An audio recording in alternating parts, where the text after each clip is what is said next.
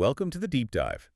Today, we are tearing into a product category that one of our sources perfectly describes as peak chaos. That is a very good way to put it. We're talking about the Si4732 ATS-20 Plus shortwave radio. It's this pocket-sized $60 gadget that, get this, 70,000 people have bought. All chasing a huge promise. Exactly, the promise of pulling in signals from literally across the planet. So our mission today is to unpack the hype versus the very bizarre reality of this thing. And to really get the chaos, you have to start with the guts. I mean, it looks pretty sleek, in its little aluminum case. Right. But fundamentally, this is an open source electronics project that's been packaged up. The heart of it is the Si4732 chip. And that is a what now? It's a software-defined radio, an SDR, but all on one tiny chip. And the whole thing runs on a simple Arduino Nano with open source firmware. Okay, so that detail sounds really technical, but I have a feeling it's the most important part. It's the whole story. It means the users, not the manufacturer, really decide what this radio can actually do. All right, let's get into those claims then.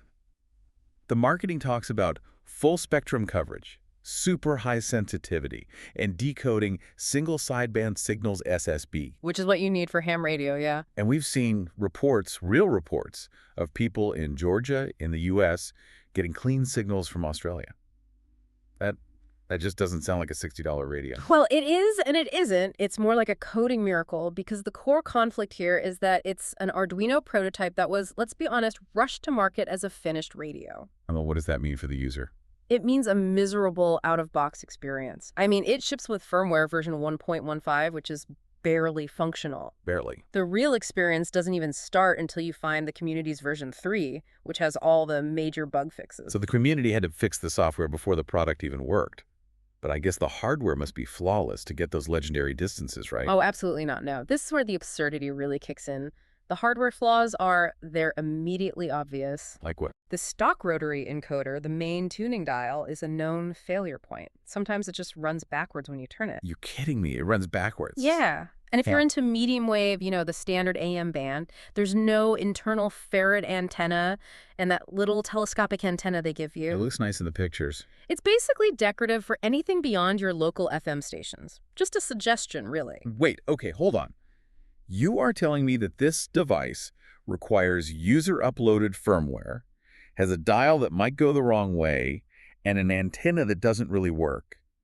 And it's selling in the tens of thousands. It is, because the story of the ATS-20 Plus isn't the manufacturer's story. It belongs to the users. The modders. Exactly. You have radio engineers and hobbyists who buy it, they know it's broken, and they immediately start fixing it, swapping the encoder, fixing a battery drain issue. So the performance reports must be all over the map. Completely. If you want plug and play, you'll be so disappointed. But if you're comfortable flashing firmware and, maybe doing a little soldering, it becomes this ridiculously capable platform for the money. And this is where the cynicism has to kick in. Because the company also sells a bigger, more expensive model, the ATS-25. Right, for double the price, with a fancy touchscreen. So it must be a huge upgrade, I assume. You would think so, but enthusiasts looked under the hood and confirmed. Despite the price hike, the internals are nearly identical. No way. Same Si4732 chip, same basic architecture. You are paying for a cosmetic upgrade. Stop right there. Yeah. So they took this deeply flawed open source platform, slapped a cheap touchscreen on it, and charged double.